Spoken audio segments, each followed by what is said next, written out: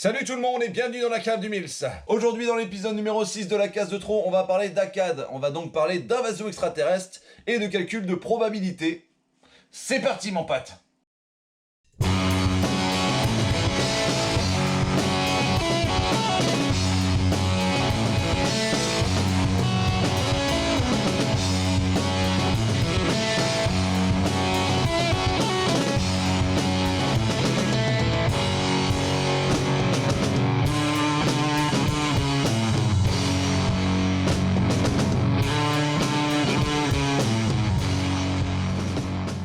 Bon, je vous préviens, il y a des choses à dire, et pas quand bien. Oh que non. Bien sûr, c'est encore une fois mon avis personnel que je vais donner sur ce bouquin. Non mais vous êtes libre de réfléchir par vous-même aussi les gars. Très franchement, je me suis demandé si j'allais faire l'épisode 6 de la case de trop sur ACAD. Et on peut savoir pourquoi? Parce que c'est une chaîne de qualité ici, monsieur. Ah carrément quoi. Et puis je me suis dit que je pouvais pas laisser les gens se faire avoir comme moi, comme ça, sans rien dire. Oh il est sympa ce mec. Franchement, qu'on se le dise, c'est du vol. Donc, qu'est-ce que je peux vous dire si ce n'est que c'est sorti chez Lombard. Ça fait 114 pages pour beaucoup trop cher. C'est un one shot. Oui c'est vrai, c'est un format qui ressemble à du comics.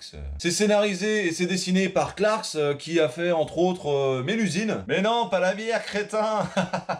La sorcière. Et qu'il est con lui. Et la couleur est de Mathieu Barthélémy. Bon du coup je me suis clairement fait avoir, mais comment ça s'est passé? J'étais tranquillement dans ma librairie en train d'acheter le deuxième tome de Il faut flinguer Ramirez, quand à ce moment-là...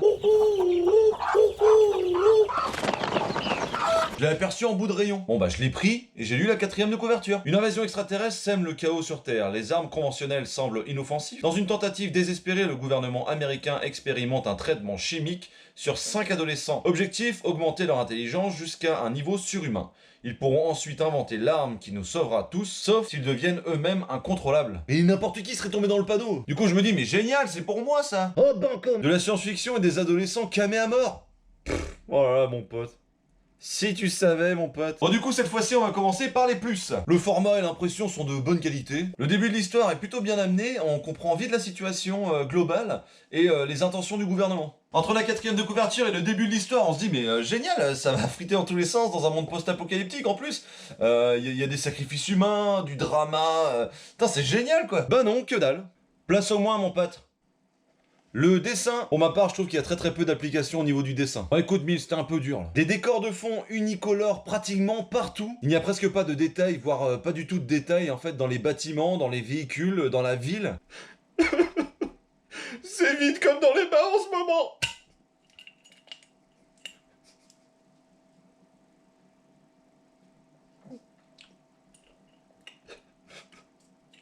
Tous les personnages sont d'une banalité inouïe. Les mains en l'air! Les mains en l'air, j'ai dit. J'ai dit les mains en l'air, mec. Allez, s'il te plaît, les mains en l'air. Allez! Si! Y a pas de grandes illustrations ou de double pages qui t'en mettent plein la vue. C'est un dessin lisse, presque pauvre en fait, et ça sert pas du tout le scénario qui est déjà hyper faible. Oh le bâtard! Justement, en parlant de scénario, déjà l'histoire elle commence comme une blague de ton tonton raciste, tu sais. Bon, c'est l'histoire d'un Asiatique, d'une Canadienne, d'un Arabe, d'un Blanc-bec et d'un Renois qui se réveillent dans un laboratoire. Ferme-la, Roger! Les deux trames principales de l'histoire sont tirées par les cheveux. D'un côté, il y a une équipe de soldats russes qui tirent sur les portails spatio-temporels pour qu'au moment où le scarabée passe pour arriver sur notre planète, en fait, il soit bloqué. Déjà non. Ah oui, les scarabées, ce sont les aliens, qui ressemblent effectivement beaucoup à des scarabées. On est très loin d'Alien versus Predator, mon pote. Et de l'autre côté, on a 5 jeunes gens qui se sont fait modifier génétiquement parlant pour devenir des surhommes, des personnes super intelligentes, pour créer une arme redoutable pour combattre ces fameux scarabées et ensuite mourir. À un moment, les deux équipes vont se rejoindre, mais c'est tellement mal amené. Allô? Ouais? Vous en êtes où là? Ah, vous êtes sur la route? Ok, ça marche. Bon bah, à tout à l'heure. Bisous.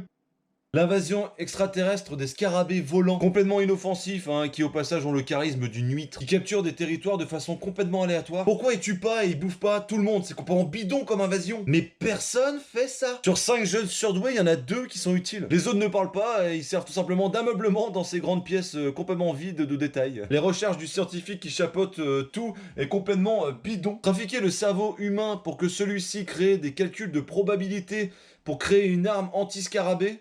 Rien qu'en disant ça, je me marre. Je sais que c'est de la science-fiction, mais on n'y croit pas une seule seconde. Pour conclure, personnellement, il n'y a aucun élément qui me séduit. Un dessin et une histoire beaucoup trop faibles à mon goût. Le début, bien que cliché, est plutôt bien amené.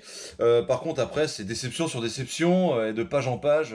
Ce que me proposait la 4e de couverture n'était que de la poudre aux yeux. Pour moi, c'est comme si on a mis un grand scénario d'un film hollywoodien américain dans une petite série du service public français, vous voyez. Avec Mimi Mati, mon pote, et Yannick Noah. Encore une fois, Clark, pour moi, avait toutes les cartes en main pour dessiner et scénariser. Il avait pas de limite dans le dessin, il n'y a pas de limite. Et il a préféré la jouer un peu safe, il s'est un peu perdu, et c'est dommage. Bon, écoute, Clark, la prochaine fois, tu poses tes rouvetons sur la table et tu fonces, mon gars. Dommage. Merci d'avoir regardé cette vidéo jusqu'au bout. Dites-moi dans les commentaires ce que vous avez pensé de tout ça. Encore une fois, je déteste démonter les artistes, mais là, pour le coup, c'était pas bon, quoi. Vous aussi, partagez vos pires expériences de lecture, qu'on se marre un peu. Si vous avez aimé le contenu, n'hésitez pas à vous abonner à la chaîne, ça aide beaucoup, et retrouvez-moi sur Twitter dans la cave du Mills, mon pote. Sur ce, prenez soin de vous les petits potes, et à très bientôt dans la cave.